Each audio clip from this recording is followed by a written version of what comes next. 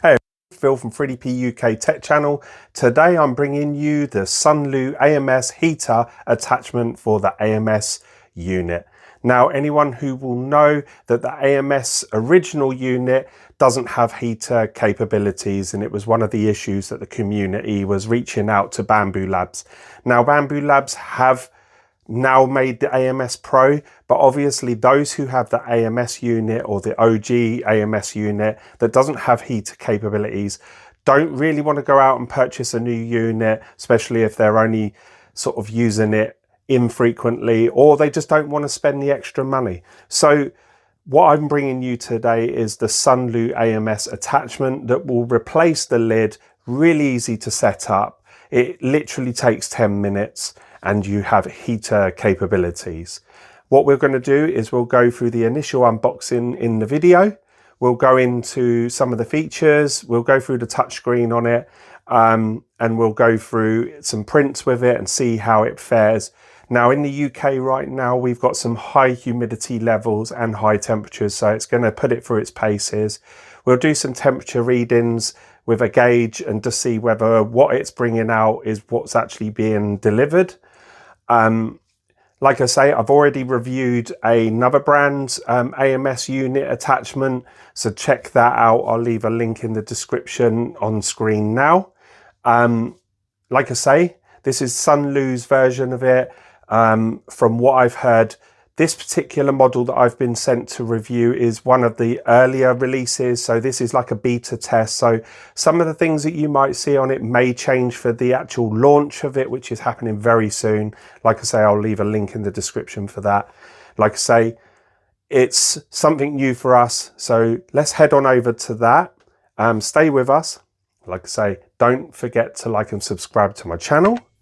It brings me more content for you guys to see, and I like to do comparisons. In my next video, today we'll focus on the Sunlu attachment itself. In my next video, I may do a side-by-side comparison, what my thoughts are between the other brand that I reviewed on this channel, their attachment versus this one, and the pros and cons of both of those. So look out for that video coming soon. Stay with us. This is the Sunlu AMS attachment unit for the AMS for bambulabs. Okay, so here we have the Sunlu AMS Heater unit. So this was sent over to me by Sunlu. This is the beta version, so I would expect there to be some cosmetic changes over the next few weeks based on some people's feedback. And we're going to take a look at it as it's been sent to me. So let's remove some of the polystyrene and remove the actual unit itself. There isn't much to this. So as you will know, with it being just an attachment for your current AMS unit, you will only receive the top half of the unit. So let's remove some of the plastic covering. Inside there is some polystyrene just protecting some of the heater units. So just carefully removing that and its tape. Okay, so let's take a look inside the actual unit. So what we have at the top is a air vent. You can slide it and close it, basically dependent on your requirements. At the back, you have the on-off switch and the power connection, and you have the lid attachment, which will show when we have that installed. At the front, you have the brand logo of Sunlu, and then the touchscreen on the right. And then on the inside, you have these double blowers. So basically, this will cover all 4 spool slots. They aren't individually activated. All of it will come on at the same time. So as you can see, you have the temperature probe and the motherboard in there. I believe the beta unit is clear acrylic, but for the actual main sales unit, it should be completely opaque, so you won't be able to see in there. At the front, once again, the brand logo, and that is pretty much it. So let's connect it up to the other AMS unit in a minute. So what we have here is the instructions manual, etc., and all the spare parts that we're going to need, and the power cable. What we have is the Allen key and the connection ports. We also have the screws and a thank you note just for a beta tester just to say that I'm one of the initial testers, the power cable for my country, which is the UK. And then the next thing out of the box is basically some screws to actually carry out this installation, and that is pretty much it. So it should be a very simple installation, and let's do that now. So as you can see from the video, you can see that this has the original lid. So all we need to do is remove the 2 screws on either side, which can be found within the unit itself just by approaching it from that angle. We now have the lid removed. You can put this to one side. As you can see, basically the connection will be identical to this, and it does come with it in the package itself. And what we want to do now is connect it up to the AMS unit that you can see in the picture now. So on the end, you will notice that you have the basically a bar. We want to put these attachments on there. They're fairly obvious. You just slide them on there, put them both on at the same time. You don't want to connect up one and then the other. You just put it on, put it in the orientation where the lid will be connected, like so. There isn't a particular way, as I can show you now when I remove it. They're both identical side, so it doesn't matter which way you have it. And then what you want to do is place it on top of the AMS bottom half and make sure that the slots match up. And then you want to connect up these screws, and this is quite a simple task. So it's once again 2 on either side. You'll feel it click into place, and then you can carry on with the installation. So in your spares container, you will receive the screws to do that. You can use the original ones, but it's best to use what's supplied. Okay, carefully connecting the screws. You don't want to over tighten and cross thread. So now that we have the unit completely installed, from the unboxing to the installation, we're looking at a matter of 5 minutes. This would be ideal for anyone that's a novice or an experienced 3D printing user. This will enhance your AMS unit and bring heated capabilities. The Sunlu unit has the evaporation port at the top and also is self-seals. It has a rubber gasket around the edge. So let's install it onto my bambulab's X1 carbon. As you can see, cosmetically it doesn't change it at all. It's exactly the same height as the original. So I know that the brand reached out to me and said that the beta version may have some issues with the lifting lid, but it didn't seem too bad, although it wasn't holding in place. It does self-seal. Now a quick word from today's video sponsor, PCBWay.com. PCBWay are a PCB board manufacturer. They do PCB board prototypes, CNC printing, 3D printing, FBC and rigid flex, and CNC.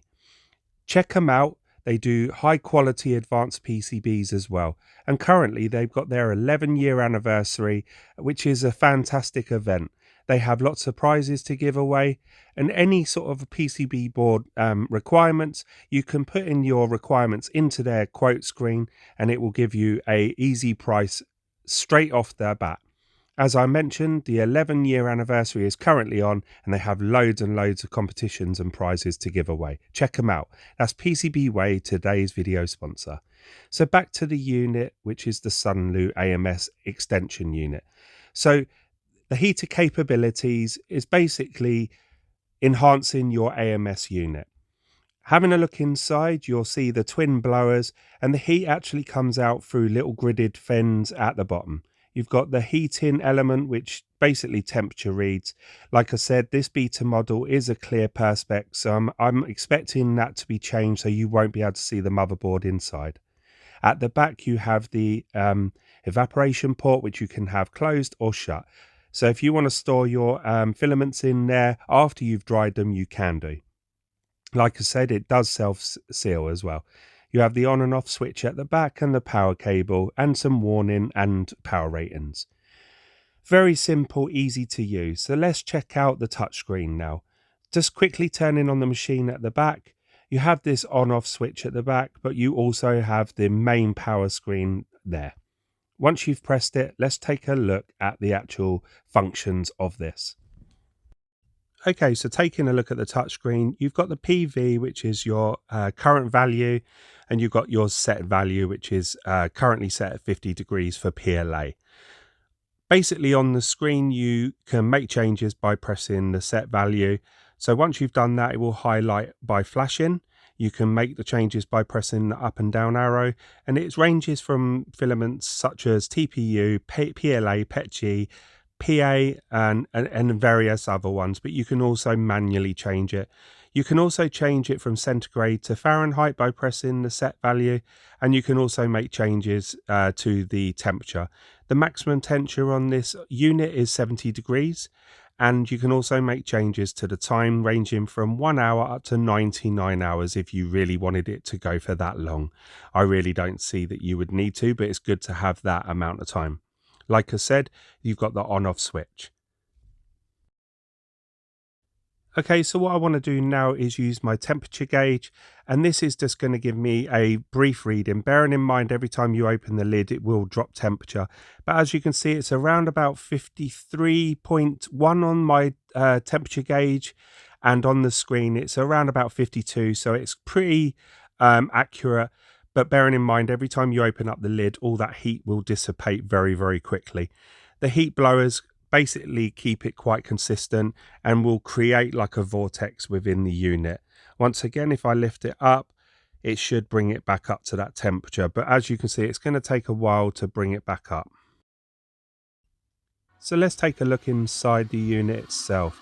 So the actual heater element, you've got twin blowers, and it has like little grid fins on the bottom half, which will push it round the unit in sort of a vortex sort of fashion. And you have the temperature probe on the inside. I'm just going to do a little test with some paper. As you can see from the grid fins at the bottom, you have some on the left hand side and some on the right. I kind of noticed that it kind of concentrates more towards slots 1 and 4, but the actual vortex is pretty good. I can feel it. As you can hear, it's quite noisy. But once you shut the unit up, it's fairly quiet. Unfortunately, I don't have a decibel reader, but in terms of versus the printer, it's not that loud. As you can see, the temperature coming out is fairly accurate. Once again, we've done it at 50 degrees, one slightly higher than the other, but it depends on how long it has to heat up as well. So looking again at the overall aesthetics of it, as you can see, self-seals with the rubber seal, matches up really, really well with the AMS unit. Very simplistic touchscreen. Now that we've got some prints in there, I'm just going to put some filaments that I haven't heated up for quite a while, and it has been quite humid in the UK, so it'll be interesting to see. So once you flick the switch on, it'll give you a rough reading on there just by pressing the on and off button, and then gives you the digital display. And then what I'm going to do is just run some prints now and verify the actual workings of this. Okay, so I ran this quick print on there with filament that I haven't used for a good few weeks now. Has been open to the environment, it hasn't been sealed, and as you can see, it's come out relatively well. I will be testing it over the next few weeks to put it through its paces.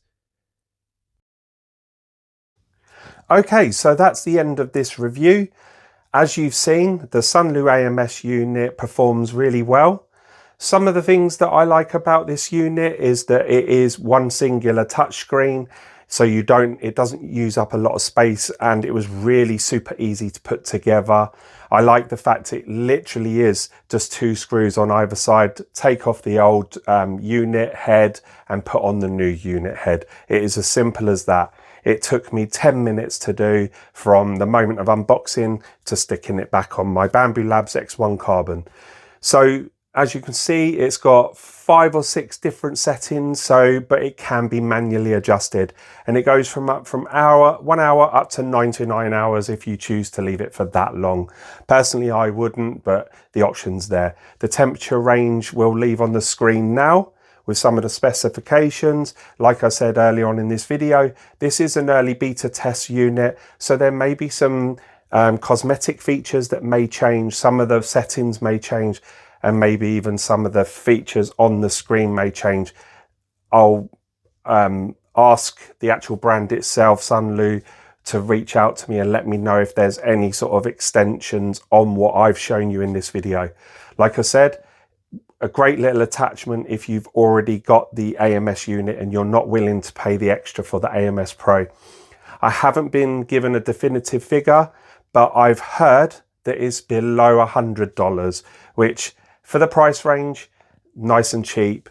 The one thing I will say is it doesn't come with the individual channels, so it has the 2 heater blowers and it blows quite evenly. I noticed when I did some of my testing over the 4 spools, so that's not an issue there. The only thing is that you can't, like my other review on the other unit, you can individually heat each chamber, so you don't have to have all 4 heaters on at the same time.